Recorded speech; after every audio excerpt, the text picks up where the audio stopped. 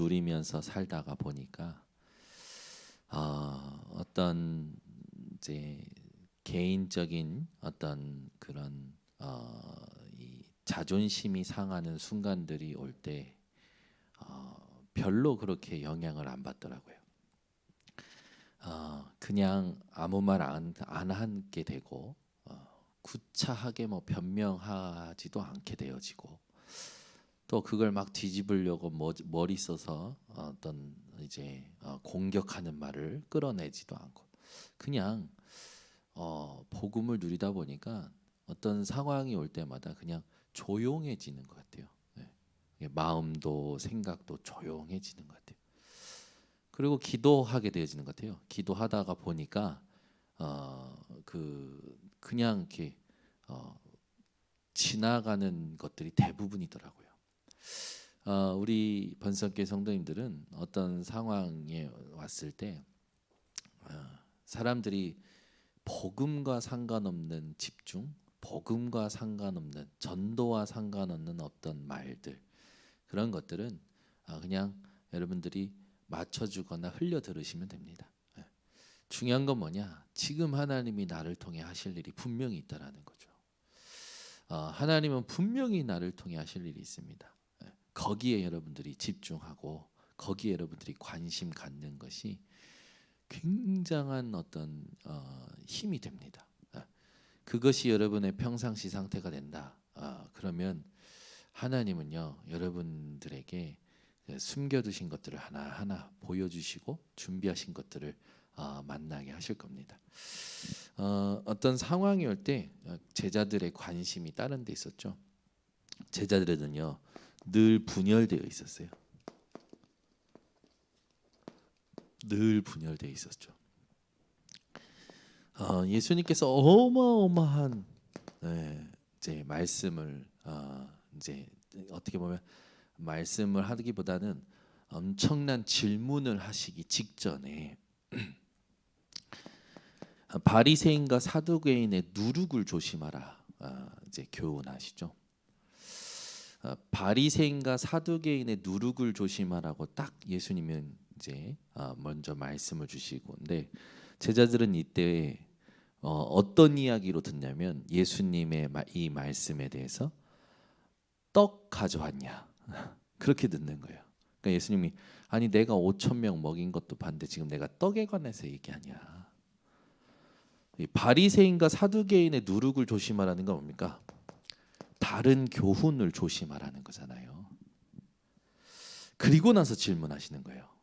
너희는 나를 누구라 하느냐. 그죠? 그리고 나서 질문하신다니까요. 바리새인과 사두개인의 누룩을 조심하라. 그렇게 얘기하고 나서 뭐라고 하시냐? 너희는 나를 누구라 하냐.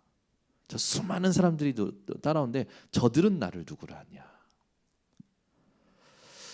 예수님의 어마어마한 질문 직전에 예수님께서 주신 말씀 뭐냐면 다른 교훈 조심해라 라는 거죠. 여러분이요 이 제자들처럼 관심이 다른 데 있으면 안 됩니다. 제자들은 늘 관심이 다른 데 있어요.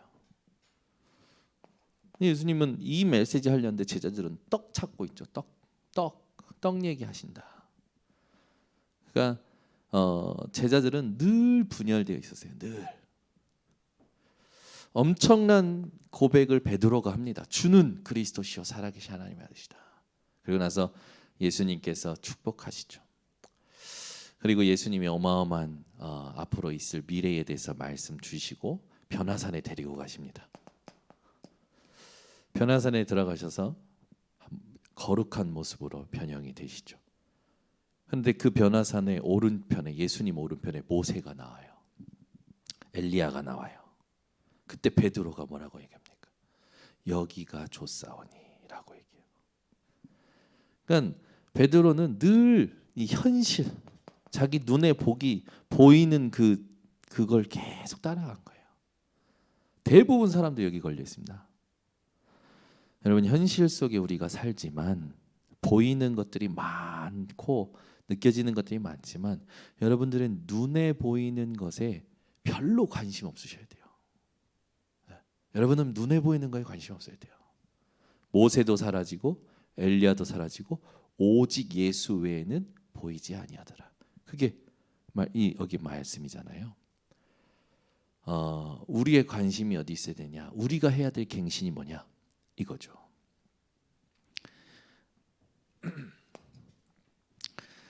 그러고 나서 이제 제자들이 예수님께 또 이제 궁금한 질문을 합니다. 마태복음 18장 1절에서 3절에 보니까 뭐라고 질문합니까? 천국에서 누가 큰 자입니까? 그러니까 제자들은 예수님을 따라다니면서도 관심이 다른 데 있었어요.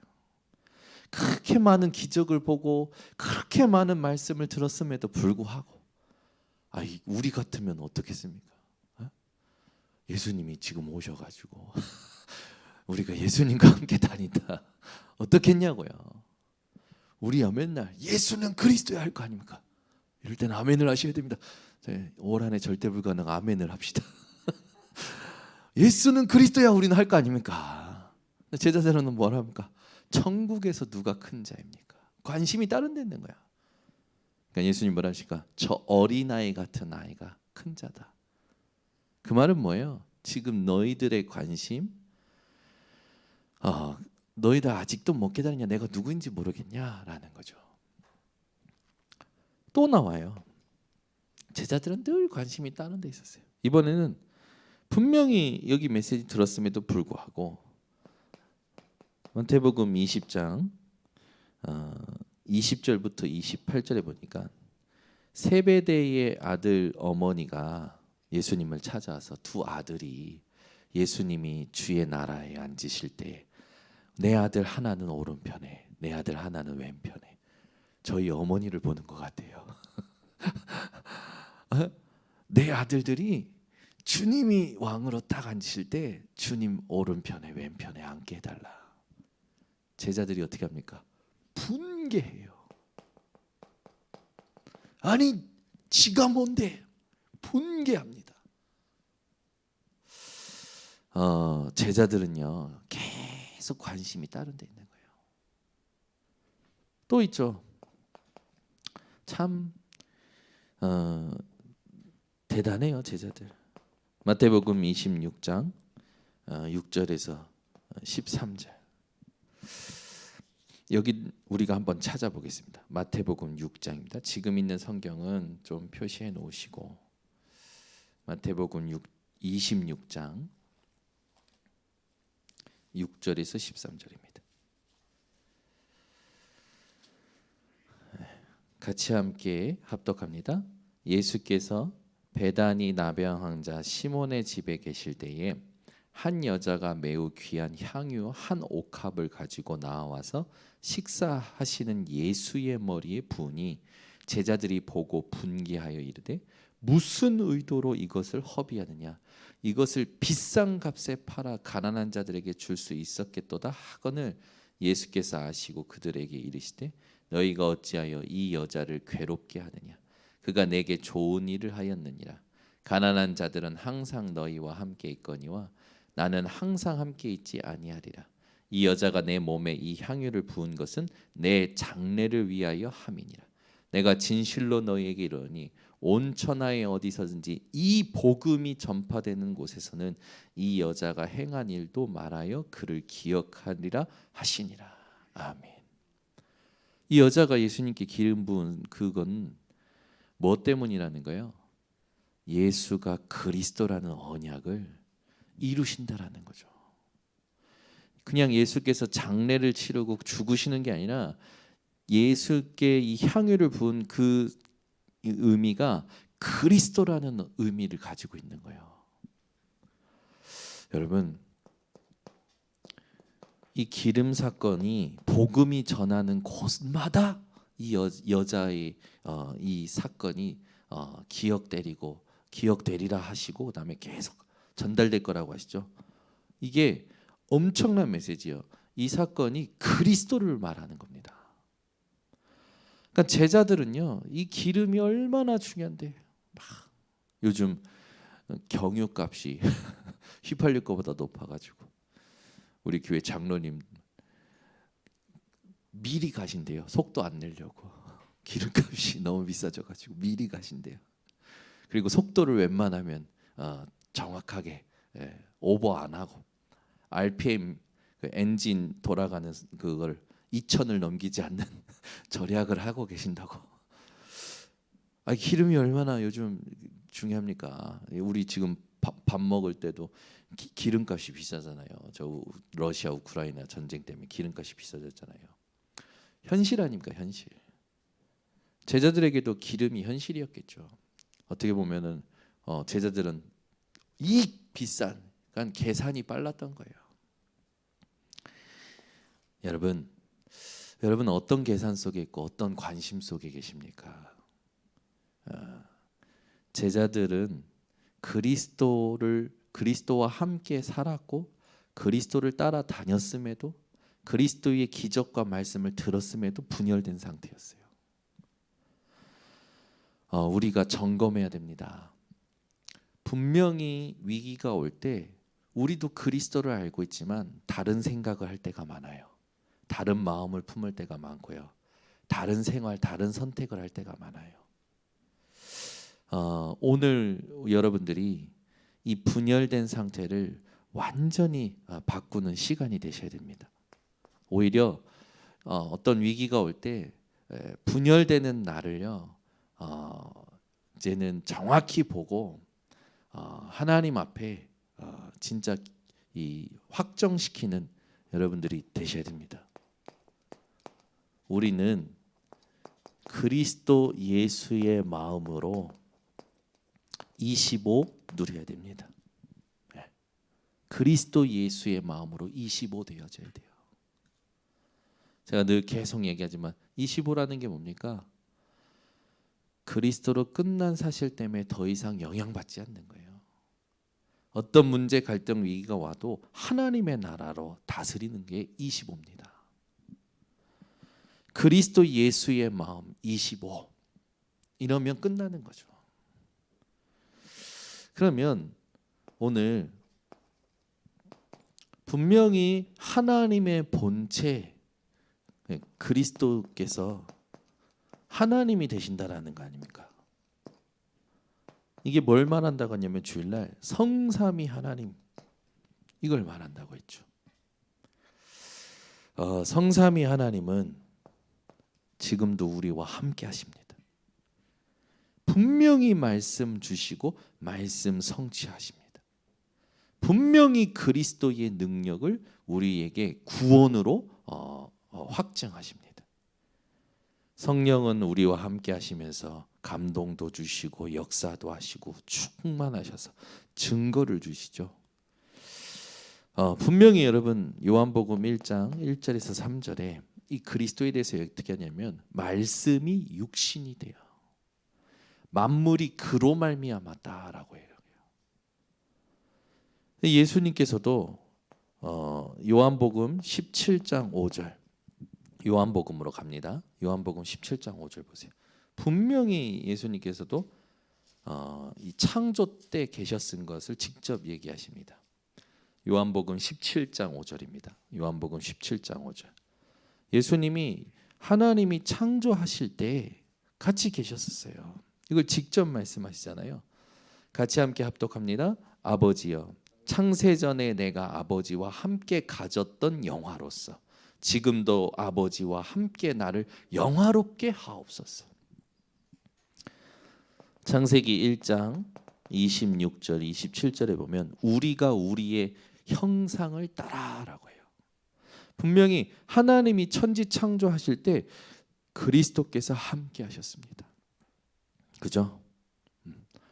그래서 우리는 그리스도께서 하나님이시면서 그리스도께서 우리의 구원을 위하여 모든 걸 일하셨다라는 걸 확신할 수 있는 겁니다. 그래서 이로 말미암아 우리에게는 하나님이요 생기를 부어넣어서 생명이 되게 하셨죠. 그것도 예수님 그리스도께서 함께 하신 겁니다. 우리에게 생기를 불어넣으실 때도 함께 하고 계셨어요. 에덴 동산의 축복 여기에도 그리스도께서 함께 하셨습니다. 그래서 우리가 그리스도 붙든다는 건 우리 속에 하나님의 형상이 회복되어지는 거고 우리 인생의 생기가 불어넣어서 생명이 되는 거고, 에덴 동산의 축복이 반드시 회복되는 이름이 그리스도 이름이에요. 그래서 고린도후서 4장 4절, 그리스도가 하나님의 형상이라고 나오죠. 우리가 말씀을 진짜 언약으로 붙잡고 이 그리스도께서 우리에게 이 창조의 능력으로, 말씀의 능력으로, 그다음에 생명의 능력으로 역사하시는 겁니다. 그래서 여러분, 그리스도라고 했을 때에 여러분이 이걸 확신하셔야 돼요. 그리스도 했을 때 성삼위 하나님의 역사, 그리스도 했을 때 말씀으로 천지 창조하셨고, 그리스도로 말미암아 만물이 지은 바 되어졌고, 창세전에 하나님과 함께 영화롭게 되어 계셨죠. 이걸 여러분이 딱 붙드셔야 됩니다.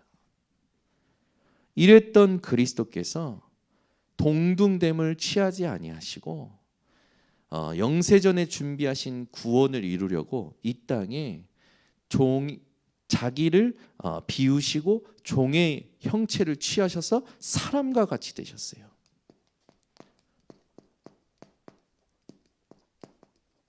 어느 날 갑자기 예수님이 태어난 게 아니라 영세전에 창세전에 함께 하셨던 성삼위 하나님께서 구원을 우리에게 베푸시는 시간표를 주장하신 사건이 바로 성육신 사건이죠.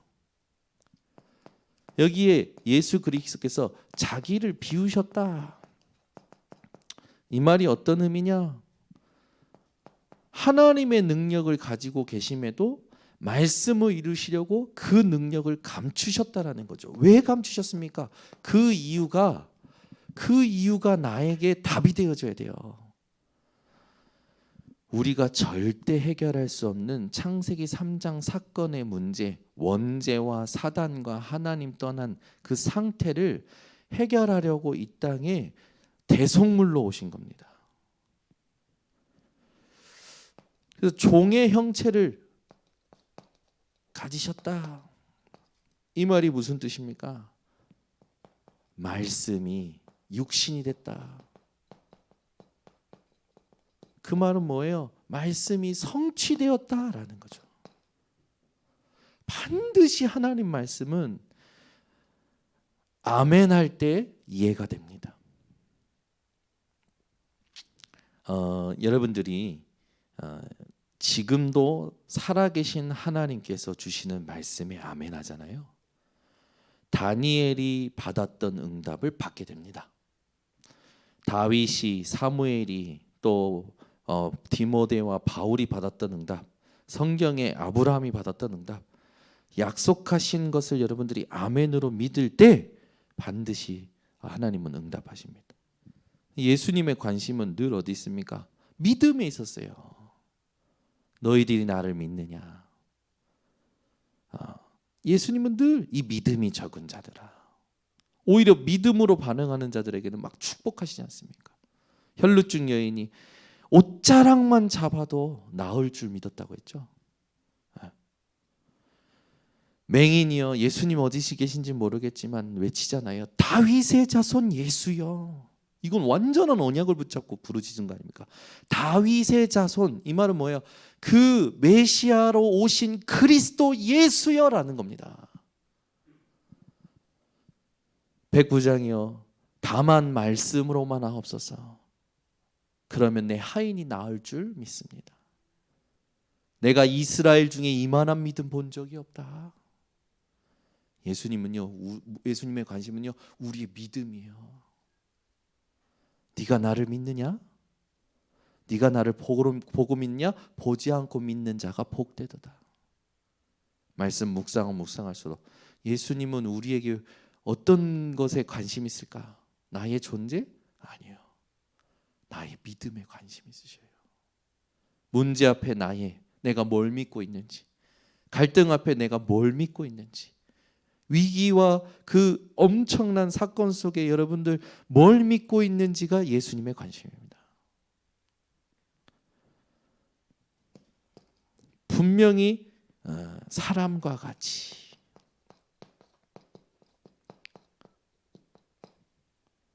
우리는 지금 내가 누리고 있는 것에서 조금만 도태돼도 막 짜증 나잖아요. 네? 내가 지금 가지고 있는 것 조금만 잃어버려도 막 낙심되고 절망되잖아요. 예수님은 그 정도가 아니에요. 그것도 어느 정도입니까? 거의 40년 동안 사람과 같이 육체에 있는 사람과 같은 삶을 사신 거예요. 예수님도 드셨습니다. 육신으로 오셔서 변소 가셨어요. 예수님도 주무시고요. 육신의 한계를 다 느끼셨어요. 그러나 예수님은요, 죄도 없을 뿐더러 죄를 단 한 번도 짓지 않으셨습니다. 그게 사람과 같이라는 거죠. 이사야 7장 14절의 말씀, 이거 성취시키시라고. 보라, 처녀가 잉태하여 아들을 낳으리니 그 이름을 임마누엘이라 하리라. 임마누엘의 뜻이 마태복음 1장 19절에서 23절에 번역되어 있잖아요. 뭐라고 됩니까? 우리와 함께 하신다. 예수님은 우리와 함께 하려고 이 땅에 오신 거예요. 사람과 같이 왜 오셨으니까 함께 하시려고. 그냥 한 번입니까? 이 땅의 공생인간에 함께 하셨고 천국에 가서 믿는 자에게 성령 주셔서 영원히 함께 하십니다. 여러분이요, 진짜 이 예수 그리스도의 삶을 닮아가시기 바랍니다. 예수 믿으면요, 시간이 지날수록 키가 자라고 지혜가 자라고 하나님과 사람에게 사랑스러워 간다. 여러분은 복음 때문에 점점점 멋있어지는 겁니다. 점점점 아름다워지시는 겁니다. 영적으로 젊어지시는 겁니다. 치유되셨네. 절대 불가능해서 우리 교회가 드디어 치유가, 오늘 아멘이 계속 나오네. 네? 절대 불가능해서 치유되시는 거예요. 그러니까 예수님이 이렇게 사셨다라는 게 얼마나 의미 있는지 여러분 아셔야 돼요. 이번 주일날 메시지를 여러분들이 얼마만큼 소중하게 생각하고 묵상했는지 모르지만 저는 오늘도 묵상하면서 어떻게 하나님이 이런 말씀을 또 깨닫게 하십니까? 그냥 조금 진짜 복음 누리면 마음도 생각도, 제가 원래 가벼운 사람이고 막 떠드는 거 좋아하고 막 이렇게 활동적인 거 좋아해요. 그러면서도 안 맞을 때는 차가워요. 근데 복음을 누리다 보니까 제가 바뀌어가요. 제가 아닌 것 같아요. 가끔 보면 하나님이 나를 이렇게 바꾸시네, 치유하시네. 내 체질이 안 바뀌는 건 맞는데 그리스도를 누리니까 내 체질을 내가 다스리게 만드시네. 제 체질이 안 바뀌어요. 근데 복음을 누리면 다스려져요. 내 연약함이, 내 부족함이 다스려져요. 저의 가벼움이, 저의 모든 게 다스려져요. 너무 감사한 거라. 그냥 행복한 거죠. 흥분할 것도 없고, 그걸 계속 맛보다 보니까 부딪힐 것도 없고, 조금 양보하고 기다리고 하나님 원하시는 게 뭐냐, 지금 내게 원하시는 메시지가 뭐냐, 내가 찾아야 될 게 뭐냐, 질문만 해들어야도요 다스려집니다. 그럼 시간 지나면요, 영적 주도권을 붙잡은 이 나의 상태를 중심으로 주변이 움직여져요. 와, 이건요 엄청난 영적인 세계거든요. 이걸 여러분 체험하셔야 됩니다. 이게 날 건드려? 그러면 같이 부딪히거나 쪽팔려면 막 도망치거나 그러지 말고 그 순간에 막 임기응변이 막 능한 사람들 있잖아요. 말 생각 막 잘하고 막 정리 잘해서 말 막 잘하고 막 이런 사람들 있잖아요. 저는 옛날에 그런 사람들 너무 부러웠거든요. 어떻게 저렇게 빨리 자기에 대해서 저렇게 대단한 처신을 하지? 막 엄청 부러웠었거든요. 근데 복음 누릴수록 그게 하나도 저한테 부러운 게 아니야. 오히려 모자른 게 좀 낫다. 생각이 깊지 않고 금방 임기응변에 대응하지 못하고 그 순간에는 조금 눌린 것 같고 모자란 것 같지만 그게 복음 누리는 측면에서는 훨씬 낫다라는 생각이 드는 거예요. 제 주변의 목사님들요 얼마나 임기응변에 능한 분들이 많은지 몰라요. 따다다다닥 해가지고요. 와, 뭐 물건을요 막 바꿔내는데 능해요. 저 그런 분들 보면 막 대단하게 느껴지거든요. 뭐 어디를 가서도 막 살 길을 찾아서 먹을 것도 다 챙겨 먹고 되게 부러운 사람들이에요 저에게는. 근데 복음 누리다 보니까 그게 하나도 복음에 유익하지가 않은 거예요. 내게도 유익하지 않고 현장에도 유익하지 않고 복음 전하는데도 유익하지 않더라고. 조금 멍청한 것 같아 보이는데 조금 모자란 것 같아 보이는데 여유 있게 느껴지는 게 복음 누리는 겁니다. 뭔가 달라요. 그럼 나중에 남아요. 이 사람들이요. 그 사람의 모습을 통해서 그 사람 뭔가 달랐어.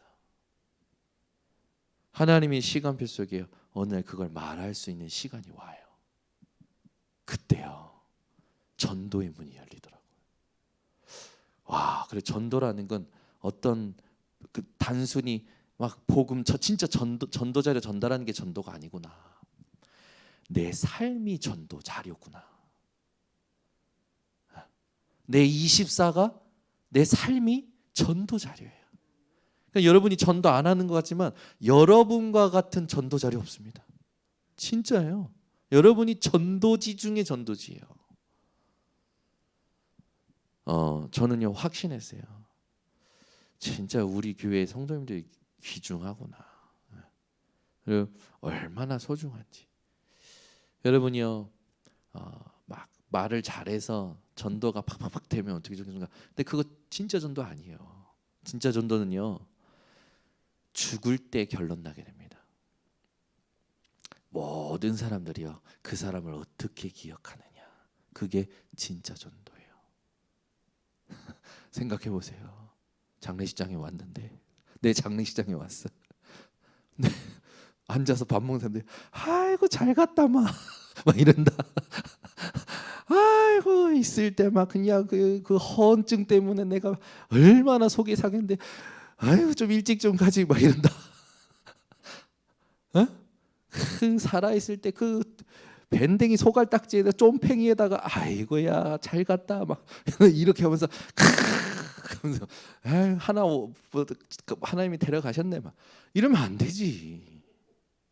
딱 와서 진짜 눈물도 안 흘리고 웃지도 않고 감사하다. 우리 요카 장로님이 얼마나 진짜 하나님 앞에서 사시다 갔냐. 이렇게 포럼해야지. 그렇잖아요. 진짜 전도는요 우리 장례식장입니다. 네. 이상하십니까? 삶이요. 삶이 전도 자료라는 걸 말씀드리려고 하는 거예요. 맨날 살아있는 내 알아주니 못 알아주니 그러고 얼마나 집안 사람들 다 들쑤셔 놓고 그랬는 아이고 막 잘 갔다 막 이러면 내가 오늘 왜 따라 왜 이렇게 사투리가 나오는지 모르겠네. 그러면 그 사람 삶이 어땠다는 겁니까? 복음과 전혀 상관없다라는 거잖아요. 그렇잖아요. 아니 먼 얘기지만 우리 김동영 장로님 장례식장에 우리가 갔는데 가족들이 모여서 친지들이 모여서 복음 하더니 복음 남기고 가네. 제자 하고 가더니 장식장에 전부 제자만 와 있네. 아멘. 진짜예요. 우리 마지막 전도지가 어딘 줄 압니까? 진짜 캠프가 우리 장례식장이 돼야 돼요. 그러니까 여러분 삶이 전도 자료예요. 안 그렇습니까? 저는 제가 지금 죽어도 우리 성도님들이 제 장례식장에 왔을 때 다른 말 안 할 것 같아. 우리 목사님 그렇게 대단한 건 없지만 그래도 그리스도 하나 제대로 누리고 그리스도 적용하고 그러다 살다 갔다. 제 딸들이 우리 아빠 닮아야겠다. 전 끝난 거지. 그잖아요. 내가 가다가 전도 자료 하나 주는 것도 의미 있지만, 내가 내 이 부끄러움을 무릅쓰고 전도 자료 주는 것도 의미 있지만, 삶이 전도 자료가 돼야 됩니다. 우리의 마지막 전도 캠프는 장례식장이 돼야 돼요.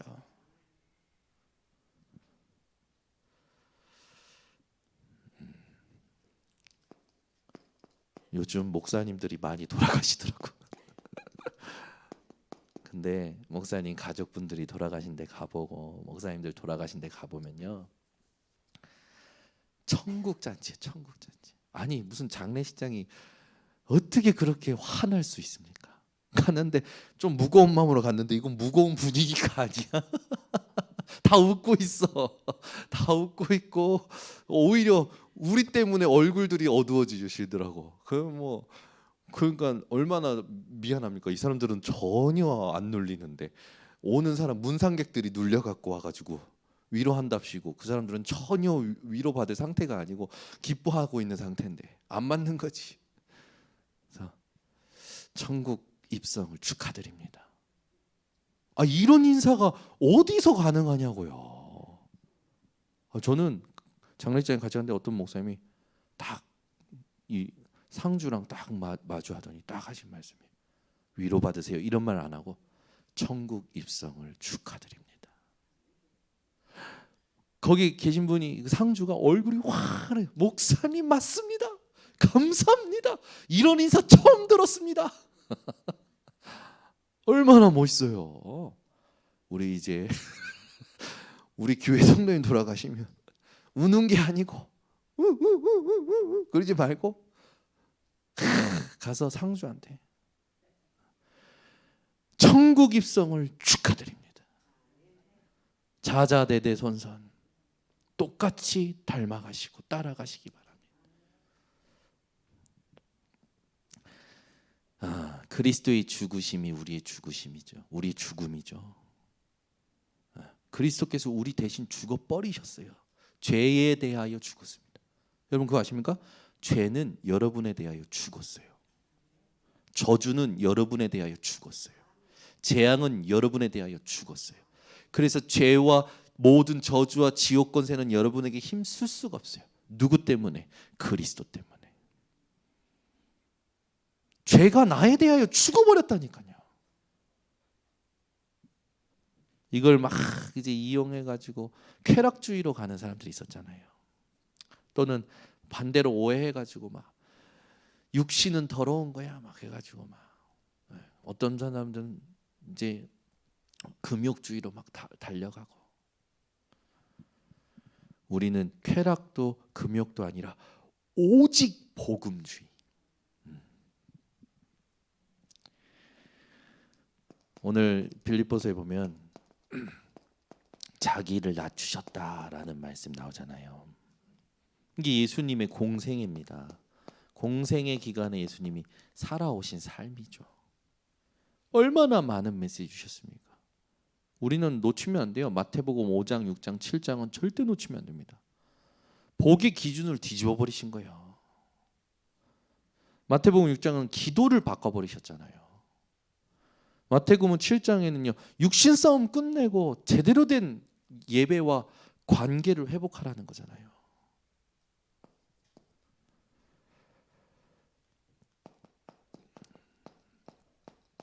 그리스도의 죽으심이 십자가였습니다. 이 십자가는 신명기 21장 35절에 가장 흉측한 죄인을 매다는 사형 틀이었어요. 사형 틀. 23절입니다. 23절 죄송합니다. 23절.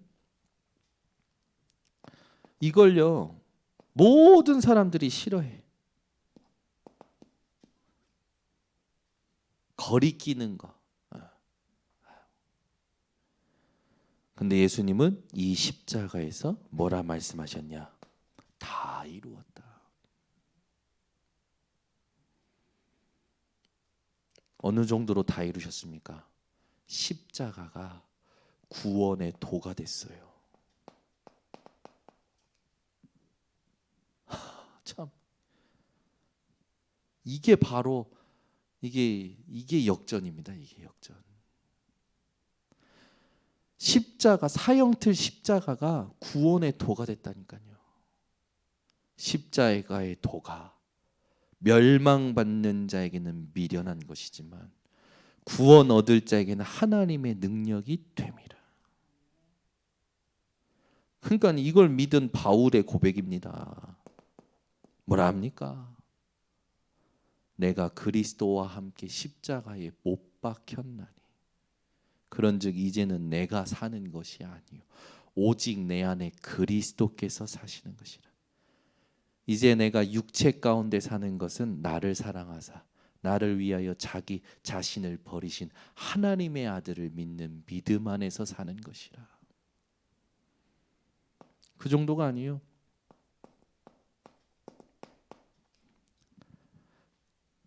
나무에 달린 자마다 저주를 받은 건데 그리스도께서 이 십자가에 달려서 우리가 받을 모든 저주를 속량하셨다. 끝난 거예요. 여러분, 예수 그리스도를 얼만큼 사랑하십니까?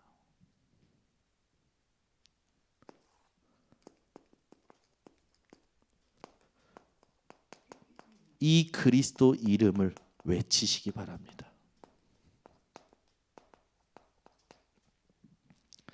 오늘 말씀만 붙잡고 그리스도 해보세요. 진짜 오늘 말씀 묵상하면서 그리스도 해보세요. 여러분의 과거, 현재, 미래가 끝난 게 확인될 겁니다. 지금도 함께 하시고 세밀하고 인도하시는 그 그리스도의 이름의 능력이 여러분에게 확인되어 줄 믿습니다. 우리는 빠르게 어떤 쉽게 아닙니다. 확인하면서 가는 거예요. 복음의 삶은 복음을 확인하면서 가는 겁니다. 빨리 안 가도 됩니다. 쉽게 막 계산해서 갈 필요도 없습니다. 승리하시기를 바랍니다. 하나님 감사합니다. 오늘 그리스도의 본체가 무엇인지, 그리스도의 성육신이 무엇인지, 그리스도의 죽으심이 무엇인지 하나님 정확한 의미를 알고 그리스도의 이름을 외칠 제자들이 모이게 하심을 감사를 드립니다.